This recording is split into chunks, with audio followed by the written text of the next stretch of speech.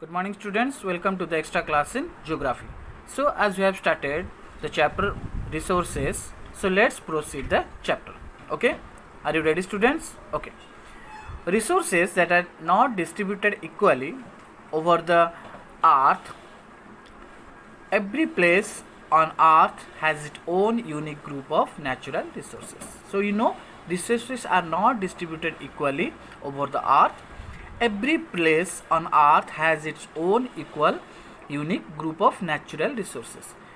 The distribution of resources depends upon the physical features like land, climate and altitude of a place. Since these features differ from one place to another, so the distribution of resources also differ from place to place. The Arabian countries have rich reserves of crude oil, but the land is a very sandy desert, okay, and nothing grows there. But that place is rich reserves for crude oil, okay. Natural resources can be classified on the basis of origin, renewability, and development, okay. On the basis of origin, resources can be divided into two parts. That is, one is biotic resources, another is abiotic resources. Biotic resources, also known as the living resources, are derived from the biosphere. They include the plants, animals, and living organisms, etc. Some of the examples of the biotic resources are forest, plants, wild animals, domestic animals, birds, fish, fungi, bacteria, and marine organisms. Marine means the organisms found in water. Biotic resources are renewable resources. They have the capacity to reduce as long as favorable conditions exist in the environment.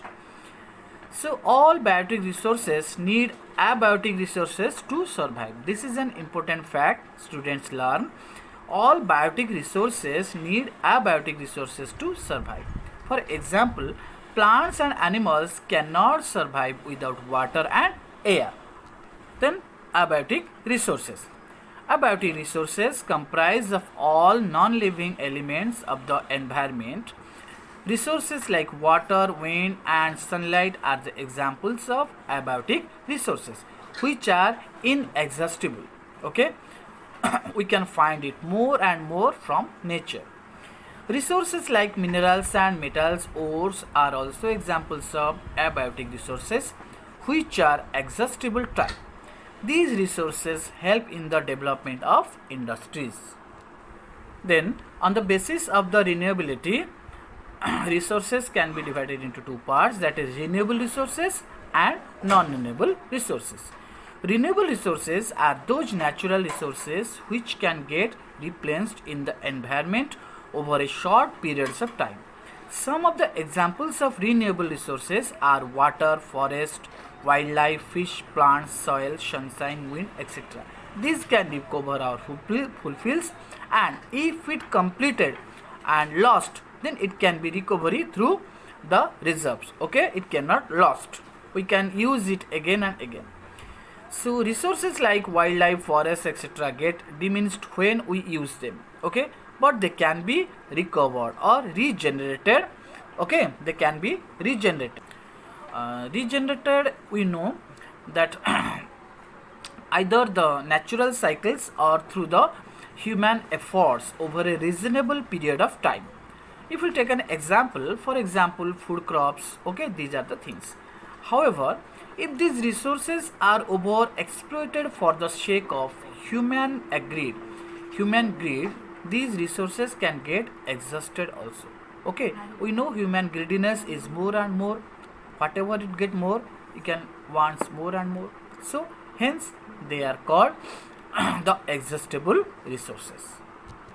If renewable resources are over exploited at a rate faster than the rate of their regeneration, it will affect their future supply.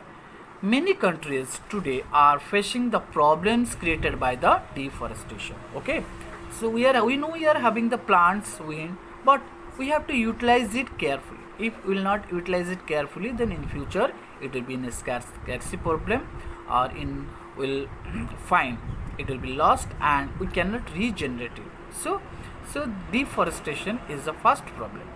Certain resources such as sunlight, wind, water, etc. do not get exhausted even if they are used continuously. They are unlimited land and their quantity is not affected by human activity. Generating electricity does not exist or the supply of water. Solar and wind energy does not exist even after years and years of use, and they are called inexhaustible resources. Then come to non-renewable resources. Resources which cannot be replenished or regenerated through natural process or are replenished at much slower pace than the rate at which they are consumed are known as non-renewable resources or exhaustible resources. For example, metals like iron, aluminium, copper, zinc, lead, etc. These resources once exhausted cannot be regenerated. So minerals like coal and fossil fuels take millions of years, which is much more than one span of human life, to get replenished or regenerated naturally and are therefore non-renewable. Okay, we should realize that non-renewable resources are limited and we should use them judicially, otherwise we may run out of them. Okay, these are the things. So okay student, up to this we have discussed. So in the next class we'll discuss about the potential resources or actual resources. So for the Hindi version I have prepared another video, so just go through that video, it will be easy for you to learn. Okay, so without wasting time just watch another video. Okay, तो start करते हैं पहला chapter resource and development. पहले हम resource के बारे में पढ़ने वाले हैं। रिसोर्स का डेफिनेशन हम 5 पॉइंट से समझ सकते हैं। पहला कि भैया रिसोर्स वो होता है जो हमारे नीड्स को फुलफिल करे। दूसरा कि वो इजीली इन्वायरमेंट में पाए जाए। तीसरा कि भैया हमारे पास ऐसा टेक्नोलॉजी हो कि हम उस रिसोर्स को यूज कर पाएं या फिर बोले तो उसको एक्सट्रैक्ट कर पाएं। चौथा कि वो इकोनॉमिकली फीजिबल हो, मतलब हमें उस रिसोर्स को यूज करने में बहुत सारे पैसे तो नहीं लग रहे हैं। और पांचवा पॉइंट है कि भैया लोग उसे कल्चरली एक्सेप्ट भी करें। तो ये हो गया रिसोर्स। अब हम ह्यूमन बींग्स मतलब हम अपने बारे में बात करते हैं। ह्यूमन बींग्स बहुत ही इंपॉर्टेंट पार्ट है रिसोर्स का, क्योंकि ह्यूमन बींग्स खोजबीन करते रहते हैं कि भैया कहाँ पे खुदाई करना है। इसी चक्कर में आज हमारे पास कोयला है, पेट्रोल है, डीजल है। अगर जानवर की बात करें तो भैया उनको कोई काम नहीं है, सिर्फ खाना है, पीना है और सोना है।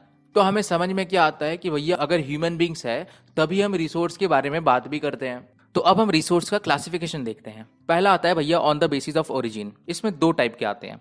पहला आता है बायोटिक। इसमें 2 पॉइंट याद रखने हैं। पहला कि वो बायोस्फीयर से मिलता है। दूसरा कि भैया ये जिंदा होते हैं, मतलब इनमें लाइफ होती है।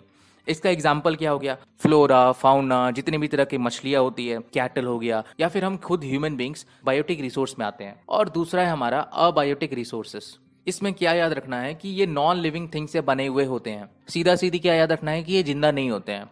इसका एग्जाम्पल क्या हो गया, रॉक्स एंड मिनरल्स। अब दूसरा है हमारा on the basis of exhaustibility. इसमें 2 टाइप्स के होते हैं।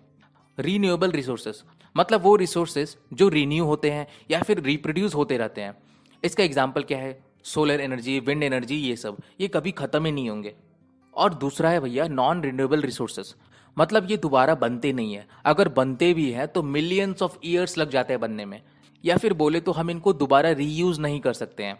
इसका एग्जाम्पल क्या होता है, मिनरल्स, फॉसिल फ्यूल्स, ये सब। अब हम रिसोर्स का क्लासिफिकेशन देखेंगे on the basis of ownership.